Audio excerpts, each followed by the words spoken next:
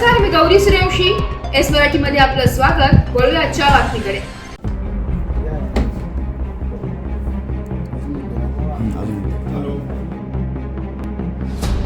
नाशिकमध्ये येऊन आलेली रक्कम 1,98,00,000 रुपये.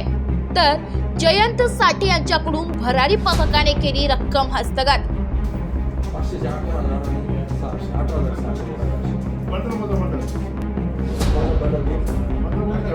नाशिकमध्ये आज सकाळी एका नामांकित हॉटेलमध्ये मोठी रक्कम आढळून आली होती.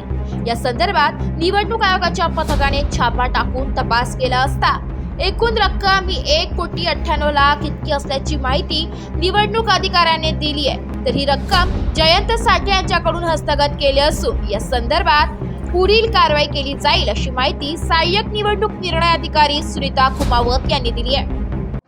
आज 125 विधानसभा मतदारसंघामध्ये सी विजिल ऍपद्वारे आणि फोनद्वारे एक तक्रार प्राप्त होती. हॉटेल रेडिसन ब्ल्यू इथे काही प्रमाणात रक्कम असल्याबाबतची. यासाठी आमचं भरारी पथक इथे हजर झालं. भरारी पथकाने पंचनामा करून रक्कम जप्त केलेली आहे.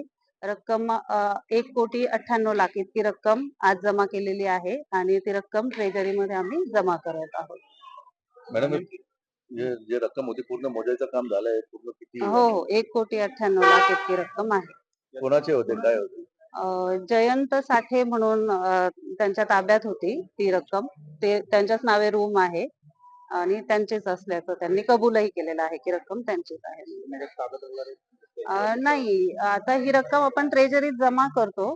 त्याच्यानंतर त्यांना अपील करता येतं. त्यांच्याकडे जर व्हॅलिड रिझन असेल त्यांनी का कॅरी केलेली आहे रक्कम किंवा काय, तर त्याची जिल्हा तक्रार अध्यक्ष मॅडम कडे सुनावणी होईल आणि त्यानंतर त्याची पुढची प्रोसिजर जी आहे ती होईल. त्याचं त्यांनी बिझनेस साठी आणलेले असं कारण दिलेलं आहे, पण त्याची डिटेल इन्क्वायरी अजून झालेली नाही. पण मॅडम, अशी माहिती मिळाली आहे का सत्ताधारी पक्षाचे नाशिकचे प्रभारी होते त्यांच्याकडेच ही रक्कम मिळाली? नाही, अशी काही माहिती आमच्याकडे नाही. ह्या व्यक्ती ठाण्याचे आहेत. त्यांनी जो पत्ता दिलेला आहे तो ठाण्याचा आहे आणि त्यांनी बिझनेस साठी ती जी आहे ती कॅरी केली असं तेवढं सांगितलेलं आहे. कुठल्या पक्षाचे? नाही, त्यांनी काहीच सांगितलेलं नाही कोणत्या पक्षाचे आहेत किंवा काय, असं काहीच नाही. नाही, गुन्हा नाही. आधी रक्कम जप्त केलेली आहे, त्याच्यानंतर पुढची प्रोसिजर होईल. मग एवढी मोठी अमाऊंट त्यांनी कशासाठी आणली होती नाशिक? त्यांनी फक्त बिझनेस असं सांगितलेलं आहे. त्याची डिटेल इन्क्वायरी होणं बाकी आहे. बाकी हे नाही सांगितलेलं. Bureau report, S Marathi news, Nashik. अशाच नवीन ताज्या घडामोडी जाणून घेण्यासाठी आमच्या एस मराठी न्यूज चॅनलला लाईक करा, शेअर करा, सबस्क्राईब करा आणि बेल आयकॉनला क्लिक करायला विसरू नका.